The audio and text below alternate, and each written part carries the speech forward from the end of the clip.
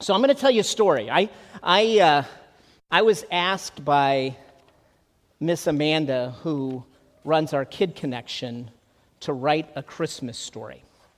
And so I have written a Christmas story for you that I would like to share. Are you willing to listen and hear my story? Yeah. So the story that I wrote is called The Other Animal in the Stable. So here it goes. A long time ago, in a land far from here, there was a powerful king who thought too highly of himself, and he bragged about how far his kingdom stretched across the land. And one day, this king demanded to know how many people lived in his kingdom, so he issued a decree that in 2 months' time, everyone must go to their hometown to be counted. The decree was sent to the four corners of the king's realm. The message to be counted was posted on every pole in every town along every road. Because the kingdom was so big, it took a whole month to let everyone know that they were going to be counted. See, there were no cars or cell phones or even email back then. Messages had to be delivered on foot or by horse, and that took a very long time. So in a small town nestled on the Sea of Atlas, where nothing surprising ever happens, well, except for the occasional fishing story about the big one that got away, a messenger from the capital city came riding into town to post the king's decree. This was the most excitement the town had since the old fisherman who lived at the edge of town caught a sea turtle at the end of his fishing pole.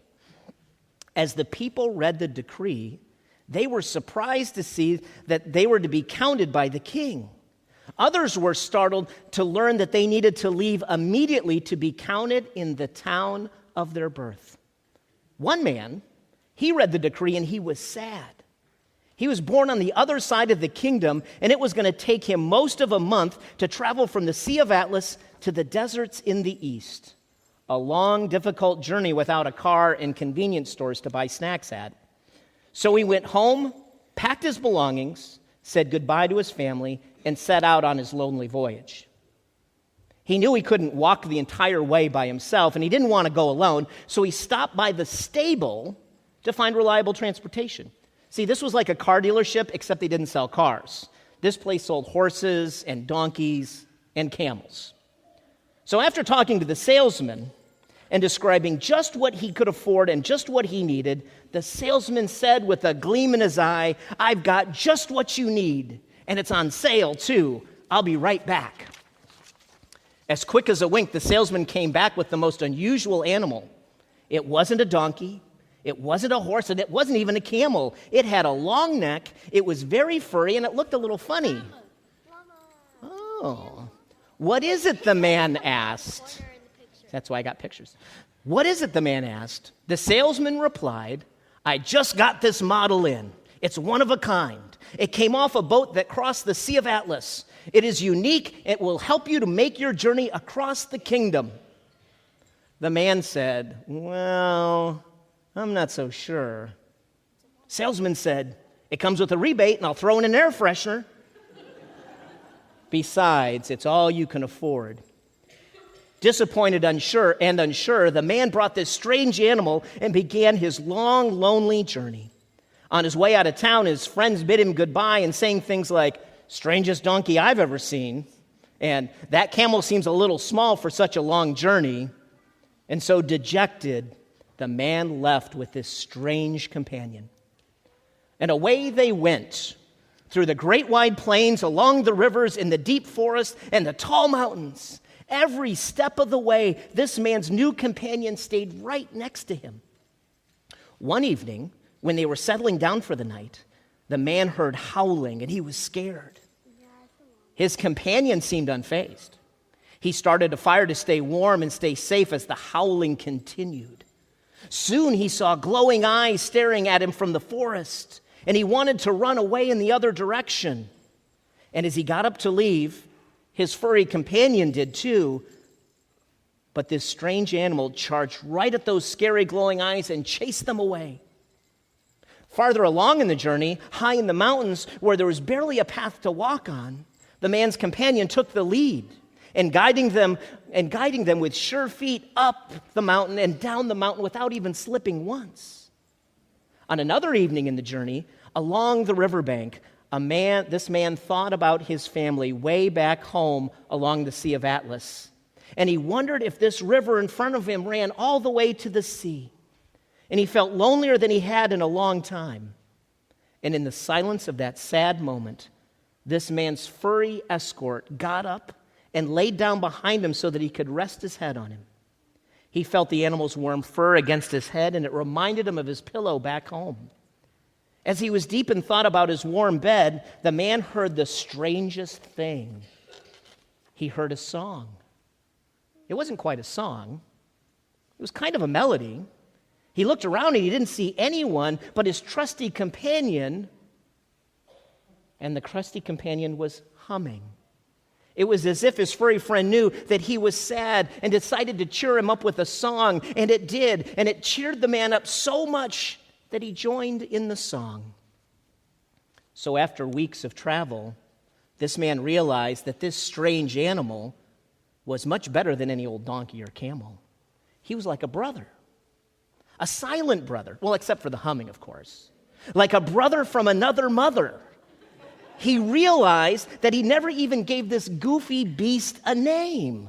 So he did. He said, "I will name you Mayrea, because that means friend and companion in my native language. Oh, and I should introduce myself. My name is David. I was named after the greatest king in history." So Mayrea and David finished the trip to his homeland and finally to his hometown. And since many people had come to be counted, this small village had doubled in size. And as much as he missed his family, it was good to be in the place where he grew up. As they walked through town and people gave them funny looks, especially at his furry friend, David found the very last room in the very last inn at the very end of town. Since they didn't have cars back then, there weren't any parking lots, but they had a nice stable for Mayrea to stay in, which was good because it was getting cold. So Mayrea settled in right in the back of the barn on a nice bed of hay. It just so happened, though, it was the same night that another couple came to town to be counted by the king too. Since there wasn't a room to be found anywhere, this couple stayed in the same stable as Mayrea and all the other animals in there spending the night. The woman who was pregnant gave birth to her new baby in the stable. And the woman said to her husband, "Joseph, we will name him Jesus, because that name means God saves." Joseph said, "That is a fine name, Mary." Trying to make his new wife and new baby comfortable in the cold stable, Joseph found a feeding bin in the corner and put some straw in it and laid the baby Jesus in it like a crib so the baby could sleep. But a dog from the neighborhood who was not used to seeing people in the barn started barking at them and wouldn't stop. Joseph tried to shoo the barking dog away, but it only barked more. Mayrea heard the commotion, got up, and chased the dog away. The dog was scared by this strange animal, and then silence returned. Mary noticed that the baby wasn't falling asleep, and she said to Joseph, "The swaddling cloth is not enough to keep Jesus warm. I wish we had a blanket." So Mayrea walked up to them, and Joseph noticed the warm fur that this strange animal had. It was as if Mayrea was offering some of her fur for the baby. So Joseph trimmed off a small bit of fur from Mayrea, just a little haircut. And Mayrea had plenty of fur to keep warm, and now the baby Jesus could be warm too. So it was quiet, and Jesus was warm, but was still wide awake.